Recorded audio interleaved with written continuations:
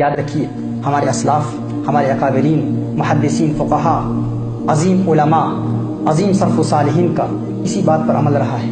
وہ تو فقط گناہوں سے مغفرت طلب کرنے کے لیے حضور کی بارگاہ میں حاضر نہیں ہوتے تھے، وہ ہر مصیبت پر حضور کی بارگاہ میں حاضر ہوتے تھے، ہر مصیبت سے چھٹکارا حاصل کرنے کے لیے بارگاہ مصطفیٰ صلی اللہ علیہ وسلم میں حاضری کا شرف حاصل کرتے تھے اور حضور سے مدد طلب کرتے تھے۔ لیکن ایک واقعہ آپ کے گوش گزار کروں کیونکہ واقعات بھی ضروری ہیں۔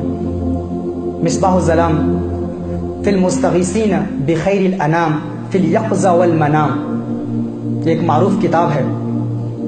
حضرت شیخ الاسلام شمس الدین ابو عبداللہ بن نعمان الفاسی رحمۃ اللہ تعالی علیہ ایک عظیم اکابر ولی ہو گزرے ہیں، اور یہ دور حاضر کے بزرگ نہیں ہیں، یہ حضور اکرم صلی اللہ علیہ وآلہ وسلم کی ہجرت سے 600 سال بعد ان کا وصال ہوا ہے، یعنی چھٹی صدی ہجری کے بزرگ ہیں۔ 500-600 سال بعد حضور اکرم صلی اللہ علیہ وسلم کے دور سے ہجرت کے بعد کے یہ عظیم کامل ولی ہو گزرے ہیں، اور انہوں نے اپنی اس کتاب میں، شیخ الفاسی رحمۃ اللہ تعالی علیہ نے اپنی اس کتاب میں اپنے سے پہلے، ان سے پہلے جو بزرگ ہیں، یعنی ان کے دور سے بھی پہلے بزرگوں کے واقعات نقل کیے ہیں جن میں حضور اکرم صلی اللہ علیہ وسلم سے مدد طلب کیا کرتے تھے۔ حضور کے وصال کے بعد رسالت مآب صلی اللہ علیہ وآلہ وسلم کی بارگاہ میں عرض کرتے تھے، یا رسول اللہ صلی اللہ علیہ وسلم ہماری نیا پار لگا دیجئے، ہمارا بیڑا پار کر دیجئے۔ یعنی یہ کوئی دور حاضر کہ کسی بزرگ یا کسی انگلش یا فارسی یا پنجابی یا اردو کی کتاب سے یہ بات بیان نہیں کر رہا۔ مصباح الظلام فی المستغیثین بخیر الانام فی الیقظہ والمنام، اور اسی کا ذکر حجت اللہ علی العالمین میں امام یوسف النبہانی رحمۃ اللہ تعالی علیہ نے بھی کیا ہے اسی کتاب کا۔ سماعت فرمائیے، وہ فرماتے ہیں کہ اندلس کا ایک شخص تھا، ایک فرد، اس کے بیٹے کو گرفتار کر لیا گیا۔ اس نے ارادہ کیا، رسالت مآب صلی اللہ علیہ وسلم کا عاشق تھا، حضور اکرم صلی اللہ علیہ وسلم کا دیوانہ تھا، اس کے بیٹے کو گرفتار کر لیا گیا۔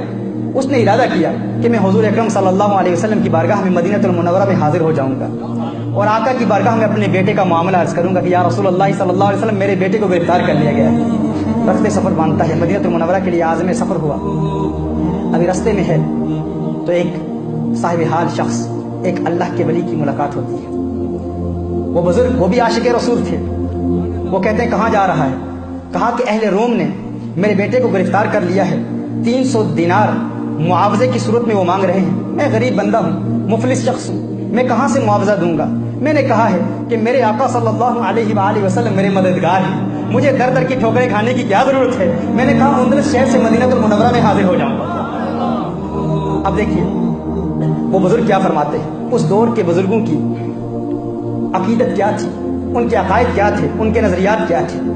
اب پوری توجہ سے سماعت فرمائیے گا۔ وہ فرماتے ہیں ان کا عشق کیا تھا، ان کا نظریہ کیا تھا۔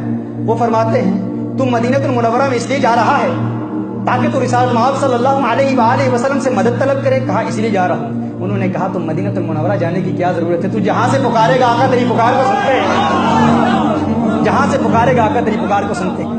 آقا مدد فرماتے ہیں، جہاں سے پکارے گا وہ پکار سنتے ہیں۔ لیکن وہ کہتا ہے نہیں، میں مدینہ المنورہ میں حاضری کا شرف حاصل کر رہا ہوں اور مدینہ المنورہ میں جاؤں گا۔ تو وہ کہتا ہے مدینہ المنورہ میں حضور اکرم صلی اللہ علیہ وسلم کی بارگاہ میں حاضری کا شرف حاصل کروں گا، رسالت مآب صلی اللہ علیہ وسلم کی بارگاہ میں حاضری کا شرف حاصل کرتا ہے۔ مدینہ المنورہ پہنچتا ہے، جو ہی آقا صلی اللہ علیہ وسلم کی بارگاہ میں سلام عرض کرتا ہے، استغاثہ پیش کرتا ہے، بیٹے کا معاملہ پیش کرتا ہے کہ اہل روم نے میرے بیٹے کو گرفتار کر لیا، یا رسول اللہ صلی اللہ علیہ وسلم آپ میری مدد فرما لیجئے، آپ میری مدد فرمائیے۔ وہ کہتا ہے کہ مجھے نیند آ جاتی ہے، میں سو جاتا ہوں، ادھر آنکھ بند ہوتی ہے، ادھر قسمت انگڑائیاں لینا شروع کر دیتی ہے، اور قسمت نے کیا انگڑائی لی؟ وہ کہتا ہے کہ کونین کے والی صلی اللہ علیہ وسلم کا دیدار ہوتا ہے، مدینے والے کو دیکھتا ہوں۔ آقا ارشاد فرماتے ہیں تیرا کام ہو گیا، تو واپس اندلس چلا جا۔ مدینے والے کی بارگاہ سے جب اشارہ مل گیا، آقا نے فرمایا واپس اندلس چلا جا۔ وہ واپس اندلس جاتا ہے، جو ہی اپنے شہر واپس پہنچتا ہے، دیکھتا ہے کہ اس کا بیٹا اس کے گھر میں موجود ہے۔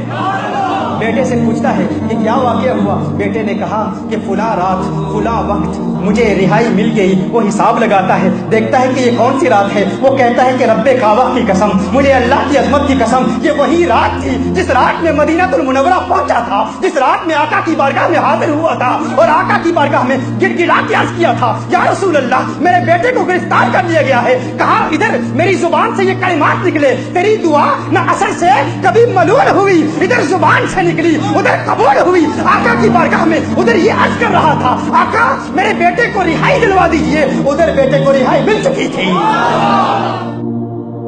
غور کیجئے گا میرے آقا صلی اللہ علیہ وآلہ وسلم کے دیوانوں کو آقا صلی اللہ علیہ وسلم کس طرح نوازتے ہیں، میرے آقا صلی اللہ علیہ وسلم کیسے عنایات کی برسات فرماتے ہیں۔ اب میرے آقا صلی اللہ علیہ وآلہ وسلم کہ عاشقوں کا مقام یہ ہے، دیوانوں کا مقام یہ ہے، جب بھی پکارو وہ آقا مدد کے لیے تشریف لاتے ہیں، آقا مدد فرماتے ہیں۔